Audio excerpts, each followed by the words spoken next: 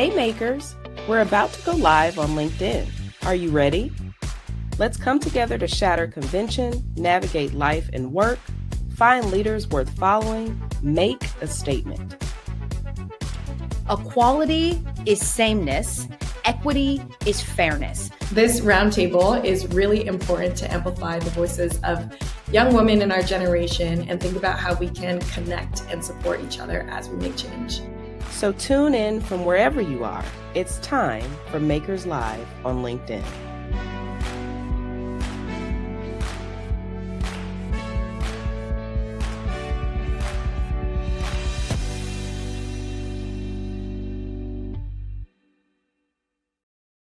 Hello, and welcome to Makers Live on LinkedIn. I'm Michaela Pereira. I will be your host for this conversation about paying it forward. We're going to dive into how mentorship and community building have shaped our paths and broken down barriers to equality and leadership. We're also going to share our own experiences with professional development, creating helpful networks, and lifting as we climb throughout our careers. It's a really meaningful conversation for me personally. I've been a broadcast journalist for the past 30 years. I've recently pivoted, or maybe as I like to say, pirouetted into some new areas. I wouldn't be where I am if it weren't for mentors who gave me opportunities all along the way. So this idea of paying it forward is very personal for me, and I'm really thrilled to be part of this conversation. Luckily, I don't have to do it alone. We can't do anything alone.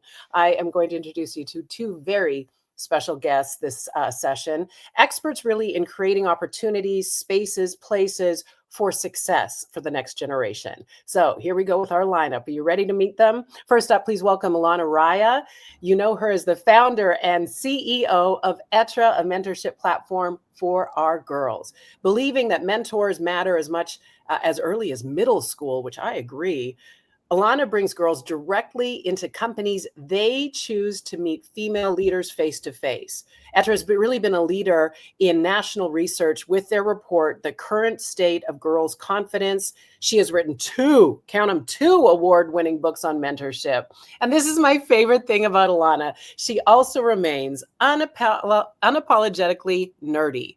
You're my kind of girl. Welcome, Illana. Glad to have you with us. Thanks for having me. It's completely true. I love it. All right, next up, we may need you because we are on live here. Next up, we have Cristina Mancini. And for her, storytelling is not just an art form, but a powerful agent for change. She grew up navigating languages and culture, a journey that really taught her the value of diverse perspectives.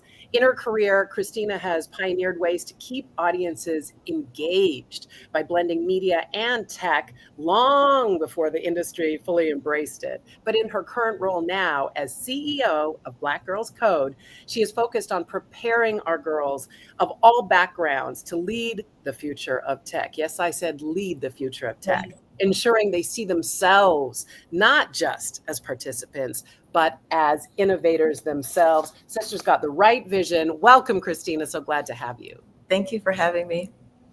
It is such a fabulous group. When I sit here and look at this screen and I think about the voyages each of us have taken, it actually gets me kind of fired up about the future. And we're talking about that, right? How to make the future better. We're going to do that by looking back, though. When I look back personally on my own career, it's really been not necessarily a straight line. It's been a tapestry of challenge, of adventure, of growth, of creativity, of boldness. There are many moments that I look back on, not all victories, because I also believe that the tough stuff, the so-called mistakes, also teach us and lead us on our path. I could never have imagined that I would take the journey that I've taken. When I look at both of you and read your CVs and look at all you've done, and by the way, in your introductions, I barely scratched the surface of both of you. I don't know if you sleep. My question for you is, when you cast your eyes back, and Illana, I'll start with you. What do you think was a defining moment, or perhaps even an experience that changed or altered the course of your career? It's a great question, and tapestry is such a good word for this, because I do really feel like all these experiences kind of weave themselves together. I was a corporate lawyer before I started Être. I was a really happy corporate lawyer And I realized early on that my daughter did not know what I did every day. And it bothered me that she didn't see me in a work context. It bothered me more that she didn't see my friends who were tremendously accomplished and had much cooler jobs than I did. She didn't see them that way either. So a defining moment definitely was I started taking her to see my friends in action at work. Let's go see what it's like to work at a hedge fund, be a surgeon, work at a magazine, these different jobs, 15 or 20 minutes. But it was like a light bulb went on for me. A light bulb went on for her. She loved it. And, as early as middle school, but the women loved it. And it was such a moment for me to say, I could be doing this with other girls. There's no reason that girls without that mom network shouldn't be sitting in that same boardroom. And that rolled into our very first visit at Spotify. It was a complete find your moment. It was. I love that. I recently met the woman, Nell, who is said to have started Nell Merlino. Yeah, who brought We know her well. Day. And I think about the impact that has both directions. I like you pointed that out. It's not just for the girls, but also what it means for those women to sort of, maybe there's some retroactive healing, right? That we didn't necessarily have those experiences. Christina, let's turn to you. What about you? I know that you've had a chance to be introspective and look back over the years. Has there been a moment that was one of those pivotal moments that changed the direction you were going? I've had so many. I did a little interview with my friend Drew McCaskill from LinkedIn a while ago, his newsletter, Power of the Pivot. And I was like, dang, I've done many pivots, and I like your pirouette. My example is chutes and ladders. Even better. You feel like you've conquered your space, and then you decide you want to try something new, and you have to drop all the way down to the beginning to start over. Yeah. I would have to say that I'm probably in my most transformative space right now. Like Illana, I think that even though I had a very nonlinear career, I would say that it definitely led me to this place where I am right now. Mm-hmm. As the CEO of Black Girls Code, I stepped into this seat about a year and a half ago, and it is the most rewarding job that I have. It's also the most humbling when you think of what the mandate is. Mm-hmm. But when you have jobs like I had, where when at Salesforce, everybody at Salesforce is customer, and you're looking down across the ecosystem, across industries, it was really evident that it wasn't just in a few places where there weren't enough of us in seats, building technology, legislating, marketing, fundraising, investing. And so, it was like, have we done a good enough job activating the community that we want to solve? And I think with the work that we do at Black Girls Code, which is such an honor to lead, since 2011, they've been creating space for girls. I think, now the mission is more relevant than ever. We need to get these girls all the way to the job. Yeah. And I think that is through not just mentorship, but sponsorship. Mm-hmm. Agreed. It strikes me in listening to both of you very quickly, the idea that, it is important for us to have a plan of like the voyage we would like to go on, but be ready to, freestyle along the way, right? Because I always say to people, you have to leave a little bit of room for magic, because you don't know that chance encounter, the person you meet sitting next to on a plane, something might redirect you along the way. And I see you both nodding. That feels true to you both. 100%. I think that, this is probably one of the few jobs I've had in many years that already existed before I took it. Yeah. Prior to that, most of the jobs that I had, probably like the last 5 or 6, did not exist before they were created for me. Okay. That comes from, living in the white space, understanding, looking to see what can be done, what is the art of the possible. And I just want to encourage the women who are listening to use your voice and raise your hand when you have an idea, because if you don't, someone else will, and it's probably valid, and it we'll ask the question later, but not all ideas are great ideas. But out of those not so great ideas, sometimes come your best ideas. So absolutely, there's a seed that's planted that can be germinated. Lonnie, I know you've been nodding about this because it's rung true for you as well. It is. And I would just double down on what Christina said. Raise your hand and do not lower your standards when you do that. Keep raising your hand, whether that's the new idea that you have, to protest something that you disavow, to ally with someone where you think that should be pushed further. Raise your hand and don't lower your standard, because, you know, to your point, the jobs that the girls that we both serve, the jobs they're going to have absolutely have not been invented yet. No, so leaving room for that magic and getting ready for it, that's the ball game. Yeah, it's all about that magic. Okay, Yeah. Before we get to our next question, we want to show you actually a quick video from a very special maker who recently became the first Vietnamese woman to travel into space, Amanda Nguyen. Take a look.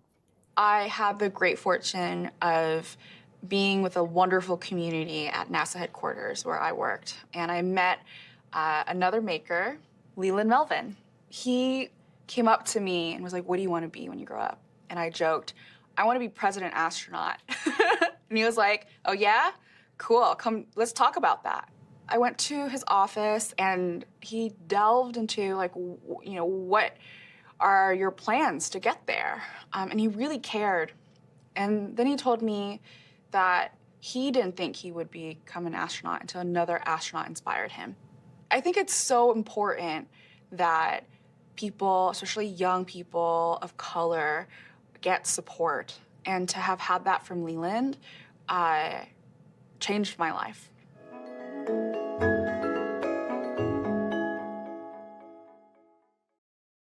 Right there, the power of mentors and encouragers in Amanda's story, so evident. I mean, I think about my own life, and I think I loved what she did. She named people. I think you have to name the mentors.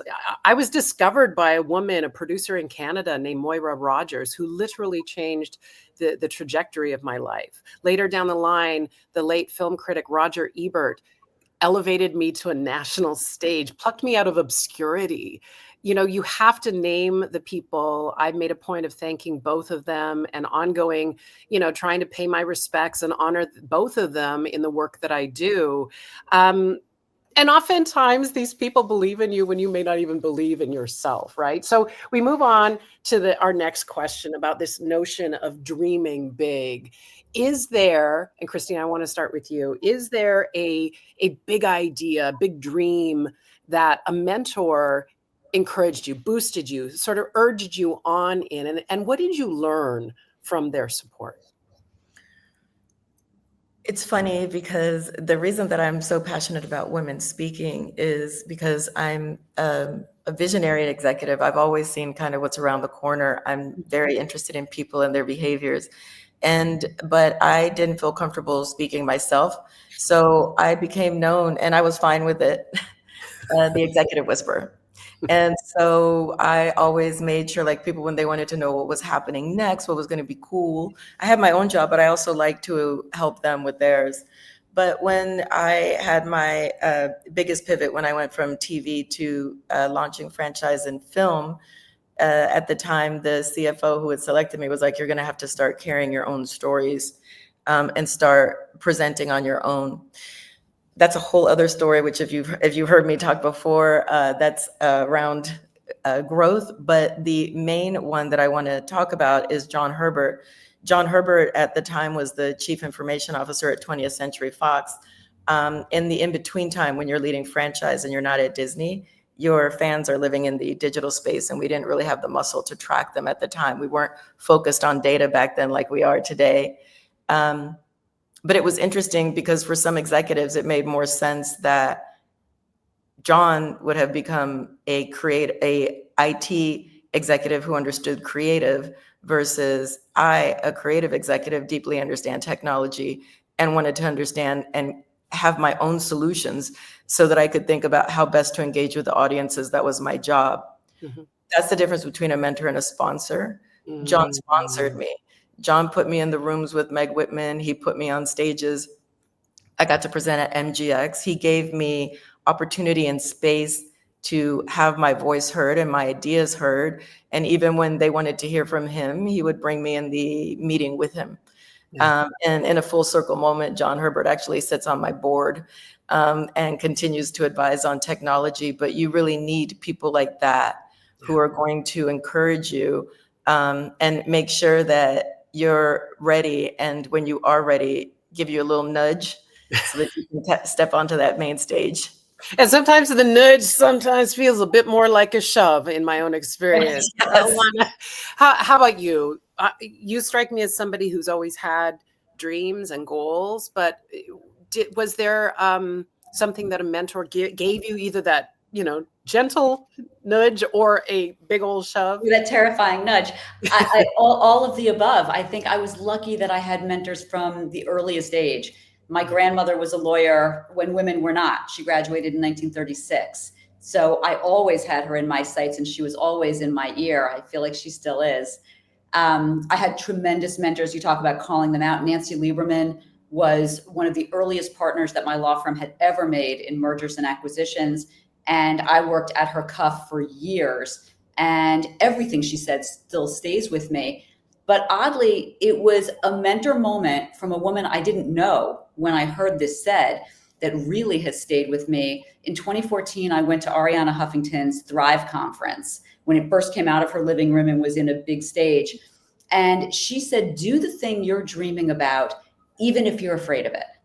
And it hit me. It was just exactly the right wording at exactly the right time for me. And I have said those words, crediting her a zillion times to girls when we are sitting at Google, at NBC, at the UN, at TikTok, wherever, whatever room the girls are spinning in their board seats at, waiting to raise their hands.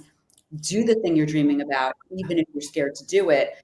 And what came full circle, which was so nice, was when I first launched Être, and I would send a cold email every day to a woman I didn't know saying, I'm new in this space. This is what I'm doing. I love your feedback, good or bad. Arianna Huffington was one of the first women to write back to me, and I did not know her, saying, I love what you're doing. I want a video with your girls. And so this woman who inspired me when I was sitting 900 rows back in a theater, then all of a sudden gave us a springboard to move forward in such a big way. It was just a really impactful dream big moment.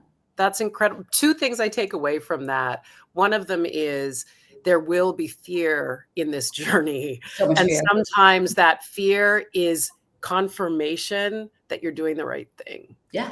That's been 100% true to me. The second point I want to make is we should also always remember the ancestors. I know my ancestors are at my flank in everything I do. And I seek inspiration from them as well. My grandmother, raised two kids after losing her husband during the war. She had gay friends when women didn't have gay friends. She had two Carmen Gias. She's become like this guide in my life.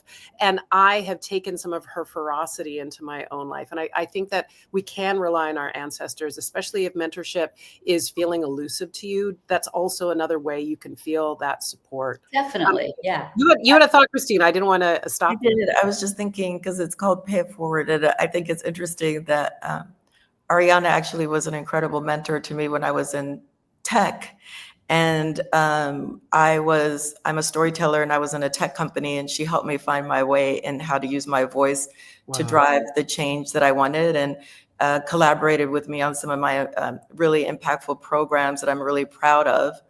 And I just think I would always think, like, how does she have the time? She's so busy, but she always makes the time to create space for women. And it's something that I try to remember. When we have space, platforms, opportunity, and someone reaches out, it's really important to create space. You never know what you're doing. You're encouraging the next founder of Être, to create a whole space for girls. I think it's really absolutely. Yeah. Okay, we have another video I want to share with you. This time it is from Wall Street executive Carla Harris. I think she's got some really key advice on how to advance in your career. Relationships are key to your success. You cannot do it alone. I don't care how hard you work. I don't care how smart you are. You're going to need somebody else's relationship currency in order to do well. When you just start out, people care a lot about your analytical and your quantitative skills, and you can see that. That's almost quantifiable. But when you get more senior, the conversation becomes about your ability to penetrate client thought, your presence, your relationship building with clients, and all those things. Really, it's somebody's opinion as to whether or not you're good. Right? So that's where the relationships and the judgment come into play, which is why, as I like to put it today, that relationship currency is a lot more valuable than that performance currency when you get more senior in your career.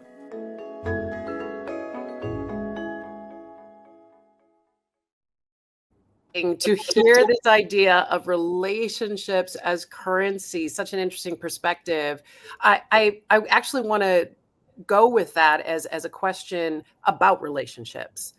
Illana, you know, authenticity in relationships is so key. They have to be organic. They have to be real.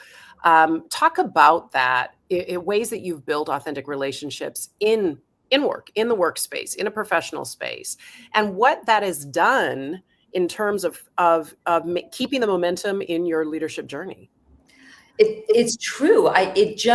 These relationships and these authentic sort of friendships and dotted lines between people, they grow organically all of the time. I look at every connection as a potential mentor for our girls. Everything I look at, I feel like, is through that lens. And every time we meet an executive and she's looking face to face at these girls and answering their questions, she usually says, there's someone else you should meet. I know someone else, my colleague down the hall, my roommate from business school. It is fascinating to me how, while we've done this and we keep trying to put girls in the room, women in every single company want to expand it. They want to organically say, I know the next person you should meet. Have you thought about this? And that's what's made Être really grow. Être means to be in French. And the idea that these girls can be these things, and we ask them, who do you want to be? That's what lets the 11-year-old who does a TED Ed talk with us have Jen Doudna, who's a Nobel laureate, be her mentor. That's what lets that girl who's a little bit insecure about being tall sit down with Tyra Banks and get that settled. Or the 14-year-old who doesn't want to raise her hand in science, sit with Katie Coleman from NASA. All of these relationships happen because one woman said to another, you should talk to them. You should make 5 minutes worth of time to speak with that girl. And, you know, to Carla's point, it's not performance currency at all. It's really early relationship currency. And I think that is exactly what's made us grow organically and quickly. And you know, it's interesting, Cristina, because I also think like it has to be underlined about, you know, the intention behind it, the organic nature of it, the authentic nature of it, because you know, these things can't be transactional, right? Because those don't last. Those will evaporate very quickly. 100%. I'm really proud of the relationship network I have built throughout my career. One of my favorite things is bringing my past into my future and having my old cronies who have grown up alongside with me into amazing careers come and speak and inspire our girls. But I would also like to suggest that I am equally inspired by the girls when I get to go to the camps. We launched a new colleges and careers community on Hivebright, and I was interviewed by two of our Black Girls Code girls who are in college, and I am a big nerd, so I was just like, and I'm an introvert, and I was just like, we were having the best conversation, and it just felt amazing, and it just reminds me of the fact that we should not be discounting where the inspiration comes from. 100%. I have the honor of spending time with these girls, and that's what like refills my tank all the time. Like even when I can't get to camp, just looking at our socials and seeing what they're developing, and the joy is incredible. But learning how to navigate human systems is the secret sauce to my career. It is what allowed people to understand what my value proposition is, which is something that anybody should be really clear about, because the job changes, but the mission doesn't. If you look back across my career, I continue to stand for the same thing. Amen, sis. And you know what I think also is brilliant about, I think the three of us are of a similar vintage, if you will.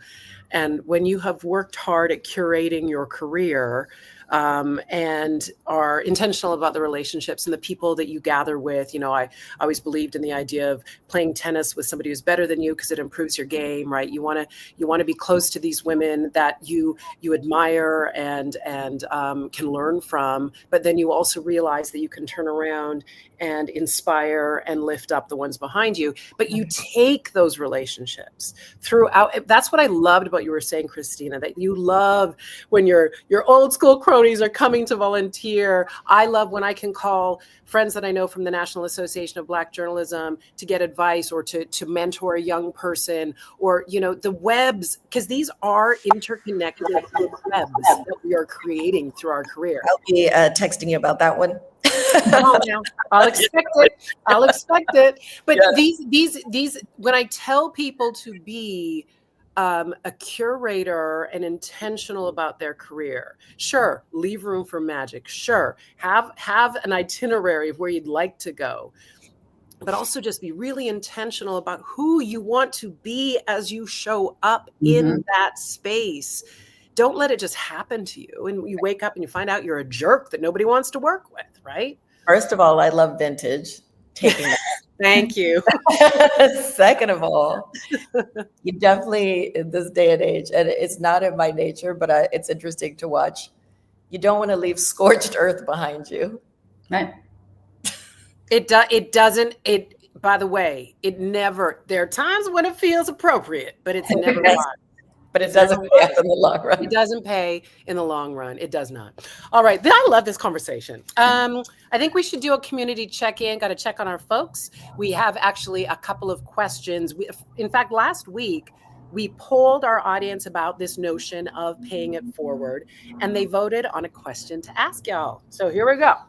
I love this first question because I know not all advice is good advice. So Cristina, what is a career tip that you received that someone gave you that simply backfired and did not work for you? I can't say that someone gave. Can it be advice you gave yourself that was awful? Sure. The advice that I gave myself was that I could wing it for a presentation. It was Bad idea. Yes, you think you know your stuff backwards and forwards, and I gave the worst presentation of my life on the first day of my first big job, and it was pretty traumatizing. So traumatizing, I needed to get an executive coach, which I thought I was doing great until and this is the pay it forward. I was getting ready to do a big panel now again in front of 500 people in New Orleans, and because sometimes you have to learn the hard way. My boss at the time came and he was like, "Tell me what you're going to say," and I was like, "I'm going to wing it," and he was like, "Absolutely not. Do you remember what happened?" And so that's the pay it forward when, once again, my boss at the time, who was John, had flown in. It was my first big presentation. He sat with me until I got my presentation down, because something as simple as like, "What's your name? Introduce yourself." I stuttered because I like the behind the scenes. I like building things. I like architecting things. Getting used to getting out with your own was still something new. So my advice to anybody watching this is, even if you're not comfortable presenting, you will become more comfortable if you present to your dog, your cat, your friend, your mom, the mirror. Just keep doing it until it rolls off your tongue, because anybody can be a great presenter. You just have to practice. 100%. You have to get the reps in. Airline pilots have to fly so many thousands of miles before they get to do it, with people on board. It's the same thing. We should just do the reps. I tell people all the time, they say, "Oh, you're such a good public speaker." First of all, I've done it for 30 years, so like I have the air miles. So how about you, Cristina? I love hearing these stories because we learn as much from the things that didn't work as the things that did. What kind of advice did someone well-meaning, well-intentioned perhaps give you that just was like, nah, not for me? This is me. Sorry, Yes, Ilana. mine don't wing it. Don't wing it. Christina's don't wing it, Ilana. So I think mine is probably similar to that. I definitely got advice about, oh, you can build your own website. Don't worry about that. And, $920 classes at General Assembly on 20th Street. And I did build the first, it is so not the website you see today. That one is so pretty because experts did that. So there are definitely people, probably every girl in Christina's program could have built a better website than what you website. And we're teaching them. I should have gone there right away. So I think that was poor advice. And I just took it and ran it all the way down the street. And that was bad. I think on a larger scale, it's more of what we talked about before. I was always told, and again, in the context of a law firm, which is very lockstep and very regimented, and you get your job and you just progress associate year by associate year. And the idea was know your path, see the end goal. If that's partnership or in-house, know your path. And I just think it's terrible advice now. I think now it's exactly what we talked about. Make room for the magic and let the career unfold, like blue sky it a bit. I love that. Know where you're going. I love that because you know what? You miss all the good stuff. I used to be such a planner. Yeah. I used to be, it's a Virgo thing, I guess. I don't know. But I was like everything meticulously planned. My best friend used to joke, like, you can't handle when change happens. Yeah, she might be right. Yeah, I'm a flow charter. Yeah. Right. But the fact is, when you are so rigidly planned and that's the end point, if improvisation comes along. I have a partner now of 21 years and he reminds me all the time because he is a fly by the seat of the pants. And I think there's somewhere in the middle where you get a bit of the magic. You have an itinerary that you can adapt to and change. That's where the yummy stuff can be, right? Again, but you have to go to the experts because a lot of them are in Christina's program. So go to the experts. Even if they're younger than you, find the experts. What were you saying, Christina? Well, first of all, my toxic trait is I think I can do everything too. And and I find out sometimes the hard way that I can't. I too have tried to build a website early on, not for the favor, but I think that surround yourself with people who are. I'm a Scorpio, whatever that means. But I have a lot of big ideas, so it's really important that I have people around me who are planners. And I'm like, I want to do, and they're like, if then, right. With this, again, it takes a village. It takes an entire city, or whatever it is. Because if we each stay in our lanes, we can sort of borrow from one another. We have another question from a community member. Thank you to Christian Herzog. And this one, honey, this one resonates with me. From your experience, what has proven successful to mitigate imposter phenomenon? Oh my goodness, Illana, I'll tell you, I probably have put my therapist kids through college helping me deal with imposter syndrome. Is it something that I met somebody recently who didn't feel it? Has it been a thing for you? And what have you found to help you combat it? 100%. And I've felt it in different points in my career. I was a baby lawyer and I knew nothing. And I'm watching these lions of the law and there was huge imposter syndrome there.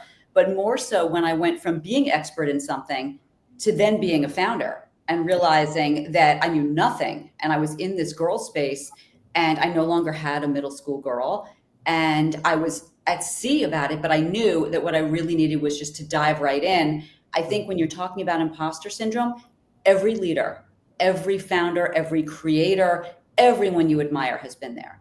And it's important to just remember that we are all standing in the same shoes there. And to help each other, I reached out and formed a board of all middle school girls. I was like, this is what I need. And it's true. Our advisory board is over 100 now girls in middle school and high school, because I needed to go to my audience and get the advice from them. 100%. We have a grown-up board too, but really, to go there first for the advisory board. And I had to just remind myself that anyone who has ever done the thing that they've been afraid to do, to bring something brand new to a market, everyone has felt like they don't belong there. Yeah. And we just have to keep reminding each other again and again, we're all wearing the same shoes and we're all wearing the same. Christina, for me, I think about it as like that first day of school-itis, right? Like we all know the feeling, or the new kid on the first day of school, which kind of like makes it even more challenging. And I know you know all about that. So talk to us about how you've confronted it. I think that we moved around so much when I was younger, all the way down to like having to learn new languages and being the first one at school and having accents that never matched. You just get used to it. And so what I learned is that you just have to power through it. In my mind, when things are hard, I just think like I give myself little milestones. But the main thing that I remember is that all of this stuff, all of these voices are imaginary. They're in your head, the labels we put on ourselves, the boxes we box ourselves in, the things that we say to discourage ourselves. So I actually don't really talk about imposter syndrome because to me, it's not a real thing. I love that. Say more on that. Say more. I just don't, I don't think it doesn't, it's only as powerful as the energy that you give it. And so if you just continue to walk forward in your path with your vision, eventually it just fades away. I think of every time I was nervous or, I'm here.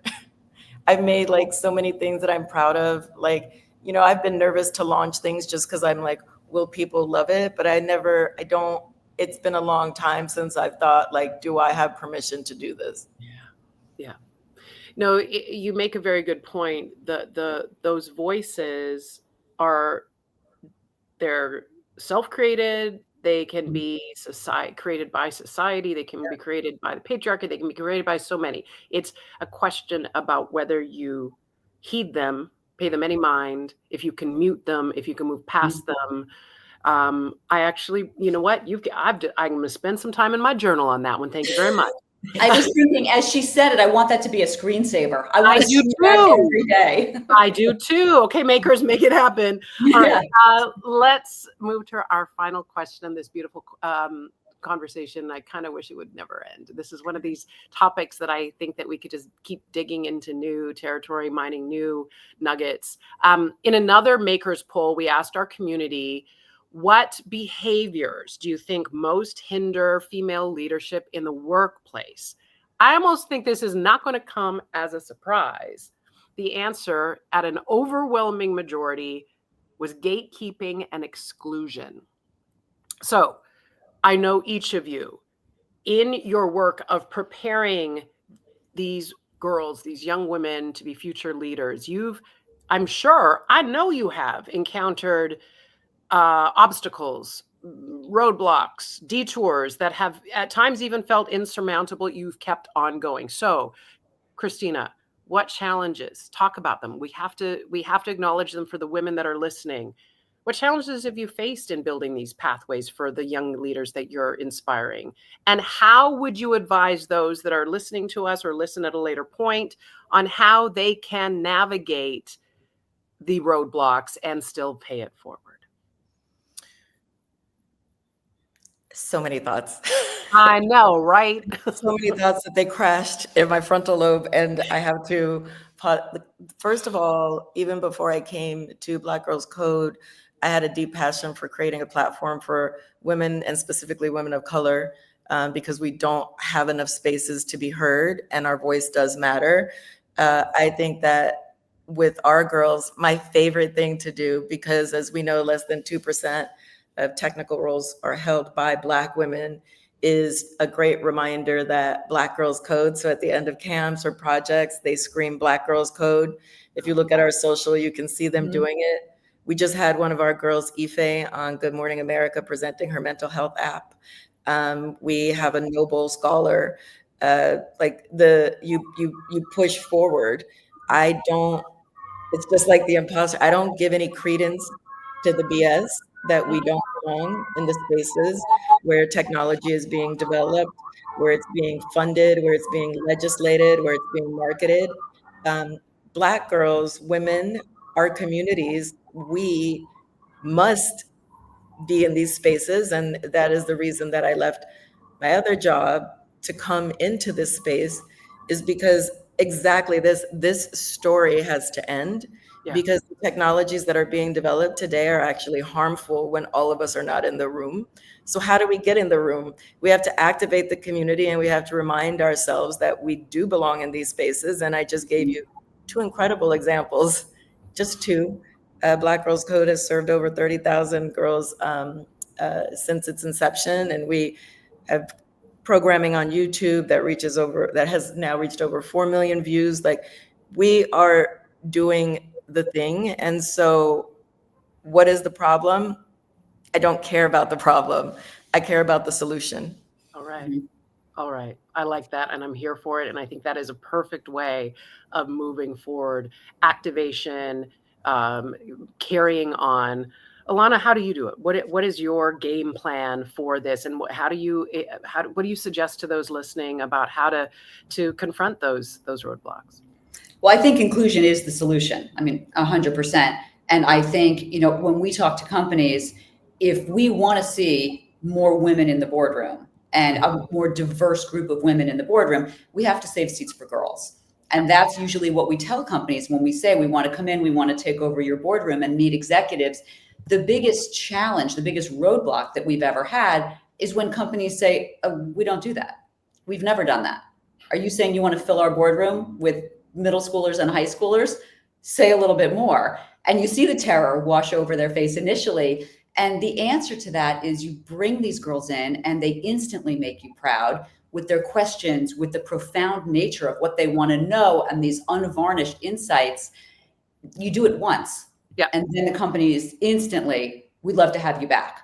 And I think so for any roadblock, when you're looking at any roadblock, any challenge, refuse to be underestimated. Mm-hmm. We will not let our girls be underestimated. Today's girls have something to say. They have stories to tell. They have views to share and feedback to give. And you simply have to prove it at once. So a big roadblock for us initially was just being underestimated, or that we don't do this. Mm-hmm. And then you do it once, and then you get to watch 30 girls ring the bell at NASDAQ. So the idea that it isn't done, or you're typically not in that room, whoever you are, no, just refuse to accept it. This idea of being underestimated, I had someone early on in my life teach me that actually is a point of power, because they expect so little of you. Yeah. It's like, all right, then just watch yourself be blown away. They never see me coming, and I love it. And they're on their heels, right? They're on their heels, they're on their back foot.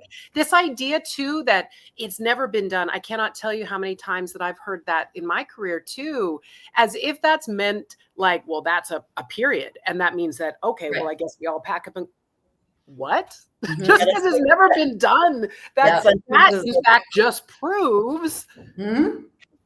Yeah, right? It's not a period. Dot. Yeah, it used to be my kryptonite. It was crippling when I heard that, because it's like, why did you bring me here? Why are we doing this? Do things. Right. Then to your point, it's like, well, I'll show you. Mm-hmm. Yeah, I'll show you, which I kind of think is another T-shirt that was a screensaver. We all need to have. I'll show you. Yep. This has been amazing. And I feel as though we could carry on and on and on, but I do want to spend some time, because this, I'm a sort of recent-ish makers participant. I'm a maker myself, and being in this fold, I cannot tell you how it has enriched my life and the voyage I'm on, and it's just made me more joyful to be connected to the sisterhood, which is something I've always been, but to sort of like really officially link arms with people, it just moves me beyond. One of the main tenets of makers is to lift each other up, to make sure we know how we can support one another. And I want to give you both a moment to give us your call to action. Like, what are you working on, Cristina, that you need maker support on? What are you fired up about? How can we support your work? We are a nonprofit, and what we can really always use is funding. Donations are always welcome. We are getting ready to go into a season of summer camps. My anxiety about things is always being in more cities, more access for more girls, more opportunity. One of the things that I'm really proud of at Black Girls Code is, we create opportunity in the cities that we go to. So we hire TAs locally as well. So, if you are aligned, or if you are so moved, it would be really wonderful if you could connect with us on hi.wearebgc.org.